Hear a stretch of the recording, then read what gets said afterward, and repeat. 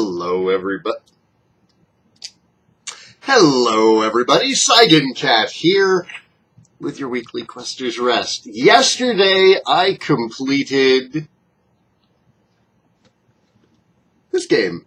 It has glare all over it. There we go. Khemia for the PlayStation 2. This was a requested Let's Play from, I think it was Abyss. When I wrote this down on my list, I didn't actually write down who requested it, but I'm like 99% sure it was Abyss. This was a fantastic game. It's not one of the best RPGs I've ever played. Like, I've taken in recent times to separating my own personal review from what would be a critical review. Now, critically speaking, there's a lot that I can gripe about with this game. But overall, it was fun. It was so much fun. It was very enjoyable to play, and it really set itself apart from other RPGs that I've played, because, one, there was no grind fest in it, which, be still my beating heart, and two, the focus wasn't on the combat. The focus wasn't even really on the story, which is good, because the story wasn't that great. And like, we'll start with the cons from a critical side. The story is meh. The story is just not great. Now, that is separate from the character writing, which stands out. And I'll go into that, but just, bear with me. I'm sure there are some people who are like, wait a second, the story's not that bad.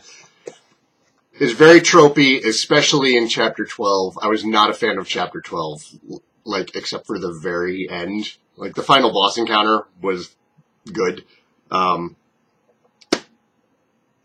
But, what else? There are a couple of things. This is why you usually write reviews or write review videos before you do them, because, there's just so much in my head right now. What sets Khemia, and this is an Atelier game, if you're not familiar with that series, this is the 9th Atelier game. Apparently this series has been going on since the beginning of time. It's a focus on crafting through alchemy. And that affects everything. That affects, just doing the alchemy itself, not even equipping the items that you've crafted with alchemy, but just doing alchemy yourself allows you to unlock nodes in your character trees, which is called the Grow Book in this. So, if you make Vane, this silver-haired lad at the bottom of the box, if you make him a new piece of armor that is specific to him, that node unlocks on his grow book. And you don't even have to equip the armor. If you're, unhappy with what it's doing to your stats, or you already have something better, that node still unlocks, and you can still unlock new permanent stat bonuses and abilities on that node. There's no experience points.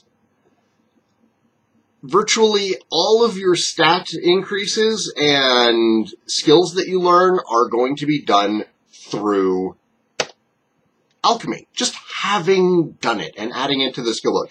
There is a small barrier to purchasing those, which is kind of akin to experience points, the ability points that you earn from combat, but it's not grindy, and honestly, if you're doing a lot of the crafting anyways, you'll have wound up fighting enough monsters to have enough ability points for it.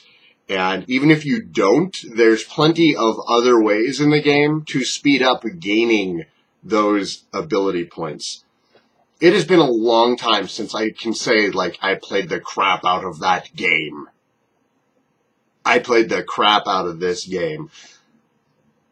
Longtime viewers of the channel will tell you, Sai's not much of a completionist. Well, they'd be right. And I didn't 100% this, but I did come really close. I maxed out half of my party members.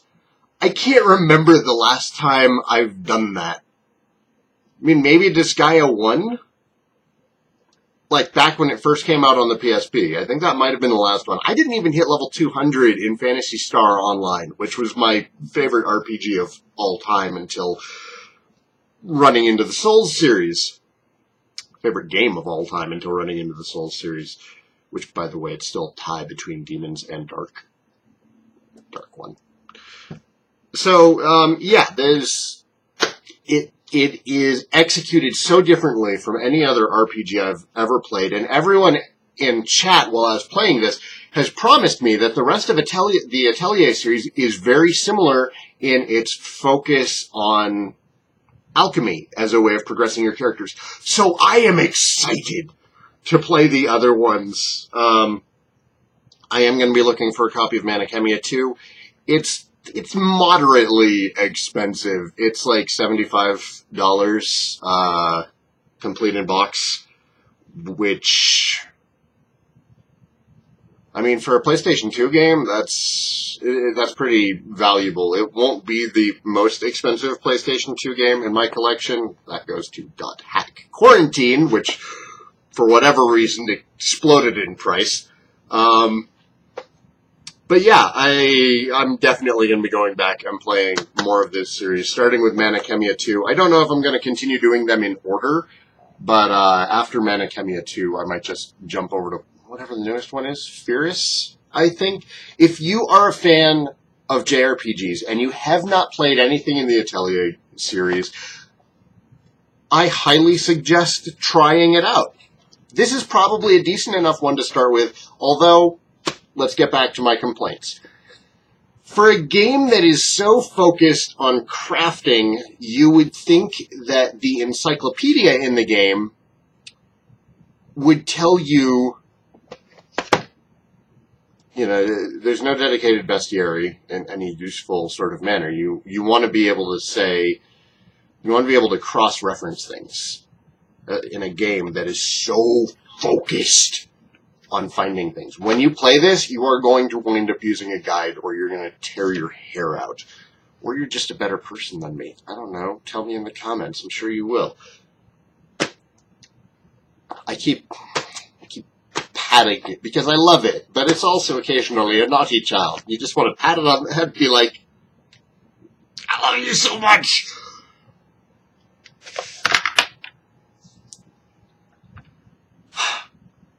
There's no way to know where you find ingredients. Even if it's an ingredient that you've already found. Now, I know you can be like, well, Sai, you've already found it. You should know where it is. Well, that's great if you have an eidetic memory, but I don't. I really don't. My memory when it comes to playing video games is flawed. Card games? Card games I'm fine. I played Magic at a low competitive level for years, Netrunner, and both of those games at higher levels of play require you to learn what's in your opponent's deck and remember what has been played, what hasn't been played, and what you've seen. Because it's played in, best 2 out of 3. So you can know what they have in your deck if you draw out certain parts of the game. You can hide your own information. It's not important right now. I'm talking about Khemia. Not being able to easily find out where ingredients are, giant pain in the ass. Massive, massive pain in the ass, and it's my biggest problem with this game. Incredibly frustrating. And it's also something that, apparently there is a completionist in me. He just hasn't cared about other games until now. I would have liked to have just had an ingredient book that listed places where you could find ingredients, and I'd like a little percentage to say, you have found all the ingredients in all of the places, so I can be like, that's me, I did that. So that's my big gripe. Apparently that is something that is corrected later on in the series. Don't take my word for it, that is just what I've been told. Other issues, one of the game's strengths, and this is, it's a pro and a con, because without this particular strength, the negative wouldn't be so glaring. The character writing in this game is great. The supporting cast is all memorable. And you really grow to appreciate everybody on your team, except for Muppy. I like Muppy, but apparently a lot of people don't like Muppy. Muppy was amazing. The character writing is great. All of the characters really stand out, and their personalities and your interactions with them through your years at this school, because that is where this game actually takes place. It takes place in an alchemy school. It's like Harry Potter alchemy. And that's really where the story is at its best, where you're going to classes and you're hanging out in the workshop with your clubmates and you're going to school events. Like, that is where the game just really shines, because it's not taking itself seriously. Every other RPG, you're constantly saving the world, somebody's in trouble, there's a demon rising up from somewhere, blah, blah, blah, blah, blah, blah, blah, and it gets old. It gets old. I have been playing RPGs since I was 5. With Dragon Warrior 1. And it's not that I have a problem with saving the world, defeating the dragon, and rescuing the princess. I don't have a problem with it. I like that. But sometimes a guy needs a break. This was my break. So at a few key points in the game where they try getting all serious, it feels out of place. It's very anime tropey. Like, I've seen it so many times in those damned emo anime that I just cannot bear to watch anymore. And that's where it falls flat on its face, is when it deviates from the slice of life with great characters to we anime now. With a gloomy kind of anime for the kids who have their hair like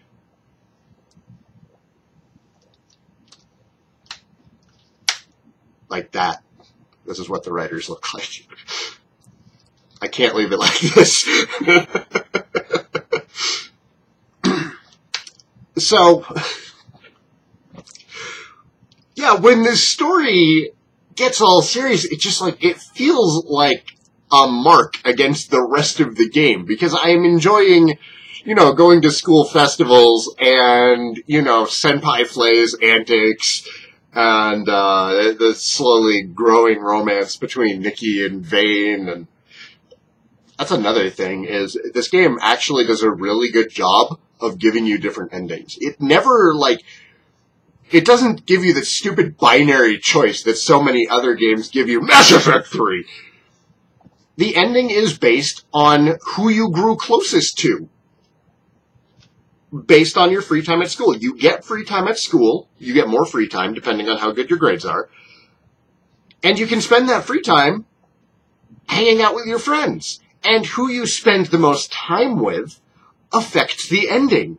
And it was great. It was so great. Because it felt right when it got to that point, because there was no choice. You'd already made the choice based on your actions. There was never a yes or no moment. There was never a kill him, save her moment. It was just, who did you hang out with the most? More games do this! Please! So it really detracts from that, which is fantastic, when it's like, the school is in danger by a terrible unseen force, and you must go into the final dungeon and defeat 3 bosses to unlock the final boss, and then Speaking of which, boss design. Boss design was never really terrible, and this is something else that it did really well. There's a couple of bosses in Khemia that caught me off guard with how good their design was.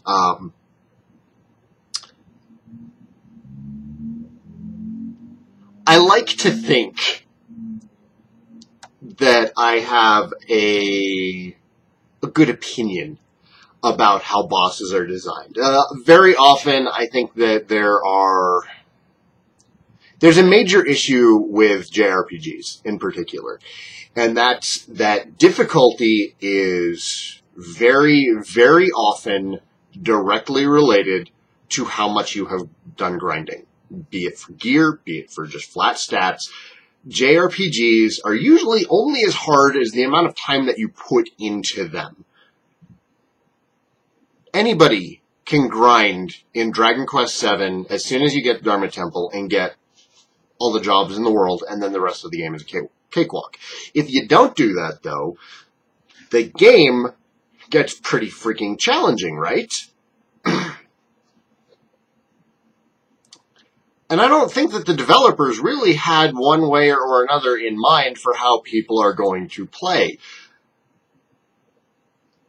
It's always struck me as odd when, you know, a game is accused of being too easy when somebody spent so much time grinding. Because JRPGs are all about, you know, hard work equals reward. That has been a steady game design trope in JRPGs since Dragon Warrior.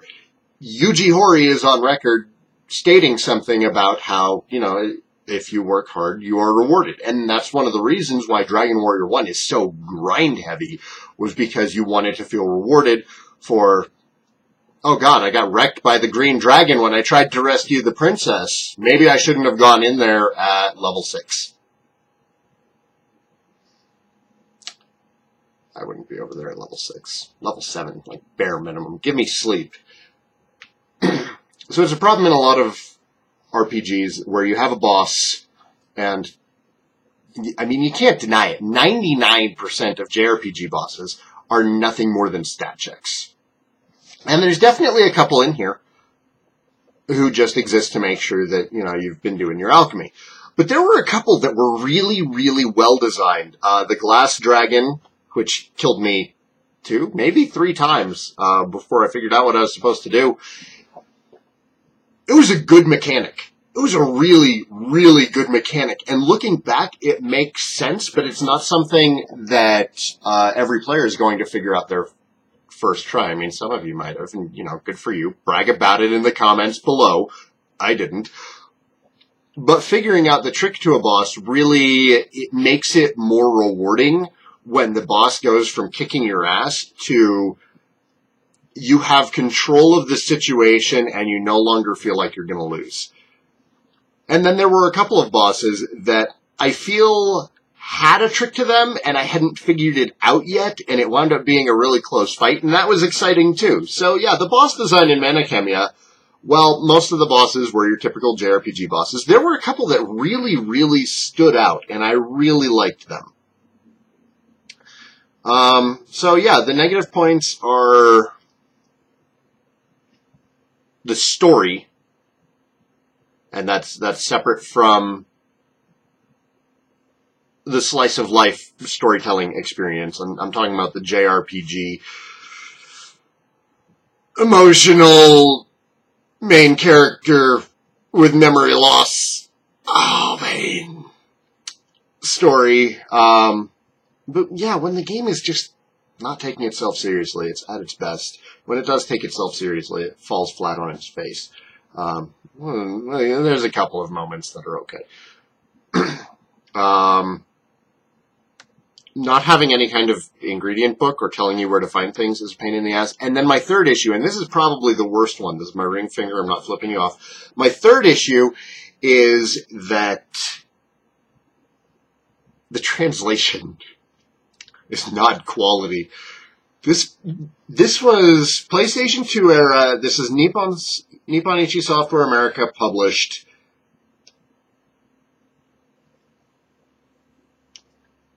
It was a very early attempt. They might have still been working out some kinks in their translation team, because the localization at times is awful. Not like, oh, Spoony Bard awful. I mean really important shit awful. Like, the character writing, for whatever reason, was fine. But when it comes time to do important things on quests, sometimes they just give you the wrong area.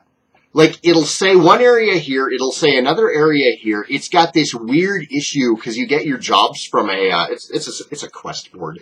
You get your jobs from a quest board, and it'll it'll give a brief description of the job. And then you can look in your memos to get more information, or your handbook, because Vane takes notes. Vane is a very studious student. There's times where it'll be like, okay, you need to make I don't know, one of the desserts in the game. You need to make a cake. Such and such character wants you to bring her a cake in the cafeteria. And you're like, okay, I will do that. Run off. Bake her a cake. Go to the cafeteria, and she's got the little quest thing, and then she's like, do you have a cake for me? And you'd be like, yes. And she's like, come back when you have the item. And you'd be like, I have the fucking cake. It is right here. And then you go back and you check the quest board and you're like, it says I have to bring her a cake. And then you check the fucking handbook. She wants 3 cakes. The game never tells you this. You have to, on every single quest, you have to check your handbook to make sure that the quest board was even correct. And sometimes they won't even say the same thing. Sometimes the quest board will say, hey, go here, and then your handbook says, hey, go here, and you're like, these aren't even remotely the same area. And it is infuriating when it happens. So I would say probably, as much as I like this game, if you're going to play it with a guide, because a lot of the in-game information cannot be trusted due to what I hope is poor localization. I want to believe that the original Japanese release doesn't have those errors. I don't know. I haven't played it. And my Japanese is, well, you guys know. It's got me hooked, and it's got me interested in playing the rest of the games in the series. But there may be better introductions to the series than this one. Critically, I would have to give it a 7 out of 10. Personally, it's definitely one of the more fun RPGs that I've played. I had a blast playing this. Thank you so much, Abyss, for recommending it. Again, I'm pretty sure it was Abyss. I think. And, I can't wait to play more in the series. I'll probably play Khemia 2, Atelier 10, just because it is a direct sequel to this game, and then I'll probably just move on to whatever is current and recommended. So yeah, that's that. As far as the next Let's Play is concerned, there's 3 things on the table right now that I need to do. I need to finish Xenoblade Chronicles. I need to do the post-game in Dragon Quest XI. And I need to play Dream Daddy, which is the next game on the requested games list. Thank you, Gray Castagne. I'm probably going to do Dream Daddy next. And I'll probably do that this afternoon. I was going to start in on it this morning, but something's come up. It's nothing big. It's just got to take the kid to a doctor's appointment. So yeah, my morning has been eaten up. But this afternoon, I should be streaming Dream Daddy. Keep an eye on the Discord. Keep an eye on Twitter, Twitch page, whatever. And I'll probably do that because reportedly the game is only 7 to 10 hours. And hopefully that's not a lie. When I first looked up Khemia, the average time to beat on it was like 40 hours, and it took me 80. And apparently those 40-hour playthroughs are just people who aren't doing the alchemy. And if you're not doing the alchemy in this game, why are you playing it? It's the best part. The combat is, well, it's functional. I enjoyed the combat. It was a nice change of pace from traditional turn-based JRPG combat. But it's really just, it's how it's presented was what made it fun. Because combat was usually fun. There were a couple of... Final gripe. Final gripe. And this is a gripe about the final dungeon. There were a couple of really decent dungeons in the game. I wouldn't say that dungeon design is one of the game's strong points. But there were a couple of decent places with switches and things to throw. There was nothing like that in the final dungeon. The final dungeon was literally... There's 3 wings.